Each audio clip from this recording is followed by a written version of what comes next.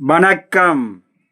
27/1/2026 செவ்வாய்க்கிழமை. இன்றைய ரிஷப ராசி பலன். ரிஷப ராசியில் பிறந்தவர்களுக்கு இன்றைய நாள் மிகவும் சிறந்த நாளாக அமையும்.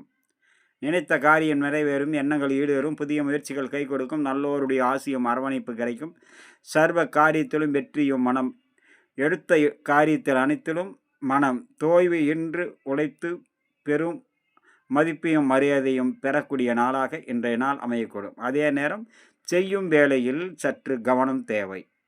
அவசரம், பதட்டம் ரெண்டையும் தவிர்க்க வேண்டும். சிறிய தவறுதல் பெரிய அளவுக்கான மனசங்கடத்தை ஏற்படுத்தும்.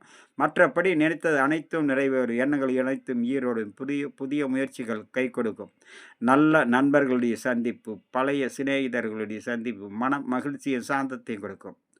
கிருத்திகை சர்வ காரியத்திலும் வெற்றியும், நினைத்த காரியத்தில் நினைத்தபடி நிறைவேறும், சற்று பொறுமை தேவை.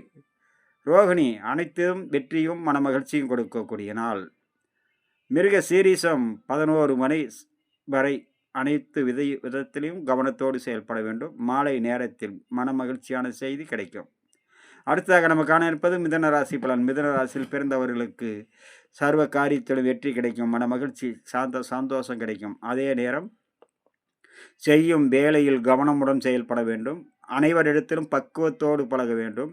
வீண் வாக்குவாதத்தை தவிர்க்க வேண்டும். வீண் வாக்குவாதத்தால் தேவையற்ற மனக்குழப்பத்தை ஏற்படுத்திவிடும். பொறுமை நிதானம் அவசியம் வேண்டும்.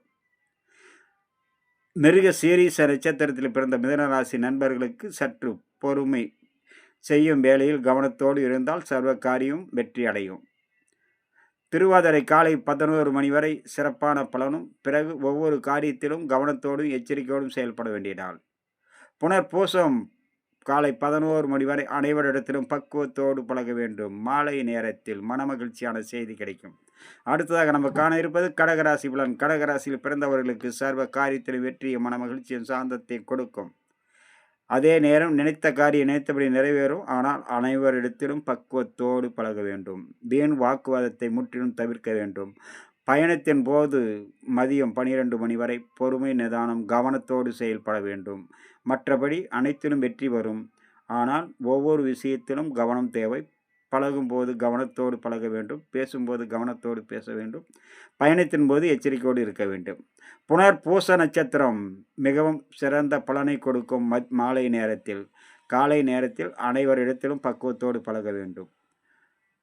பூசம் மதியம் 11 மணி வரை நினைத்து நிறைவேற எண்ணங்கள் ஈடேறும். பிறகு அனைவரிடத்திலும் பக்குவத்தோடு பழக வேண்டும். வீண் வாக்குவாதத்தை தவிர்க்க வேண்டும்.